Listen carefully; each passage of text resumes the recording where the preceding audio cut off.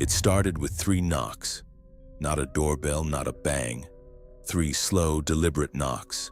The kind someone does when they're completely calm and they've got all the time in the world. It was 11:40 at night and I was sitting on the sofa half watching something on TV, and when I heard it, my first thought was that it was one of my neighbors. Maybe an emergency, maybe they'd locked themselves out, something like that. I got up and walked to the front door. I have one of those small peepholes in my door and I looked through it before opening. There was a woman standing on my doorstep. Mid-30s, normal-looking, dark hair, wearing a gray jumper. She was just standing there looking straight ahead. Not at the peephole, not at the door, just straight ahead with her arms at her sides. I opened the door. She looked at me and said very quietly that she was sorry to bother me and that her car had broken down on the main road and her phone had died. And could she please come inside and use mine to call her husband?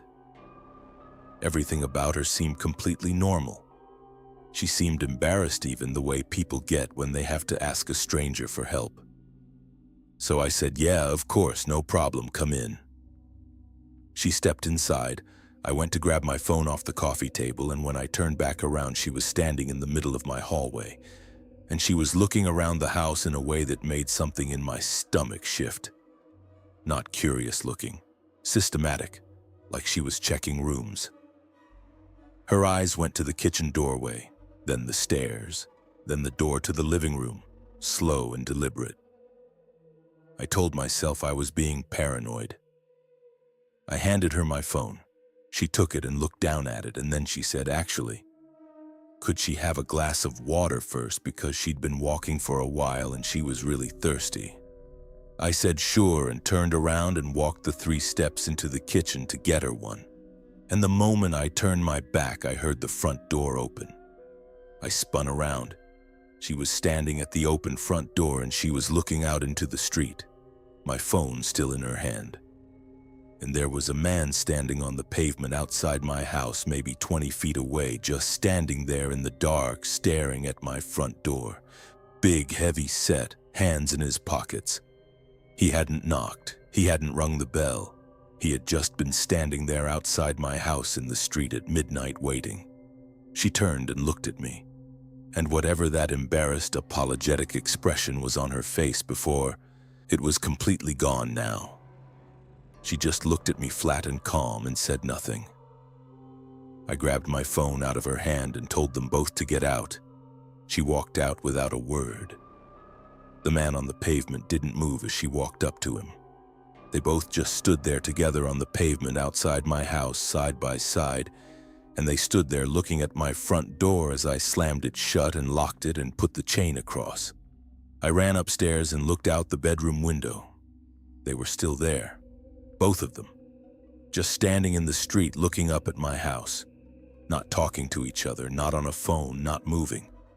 I called the police, stayed on the phone with them the whole time. The operator kept telling me to stay calm and stay away from the windows. And I remember my hands were shaking so badly I could barely keep the phone pressed against my ear. I kept checking the window every 30 seconds. They didn't move, didn't speak to each other, didn't look away from my house. By the time the patrol car came round, maybe 12 minutes later, they were gone.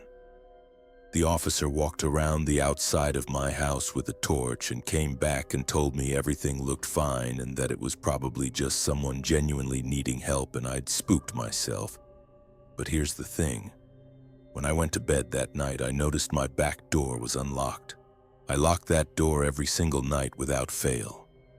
It's the last thing I do before I sit down. I have done it every night for 3 years without ever once forgetting. That night it was unlocked. She hadn't asked to use my phone at all. She'd knocked on my door to keep me at the front of the house while he went around the back. And I had walked into the kitchen and turned my back and given him exactly the window he needed. I still don't know what stopped him coming through that door.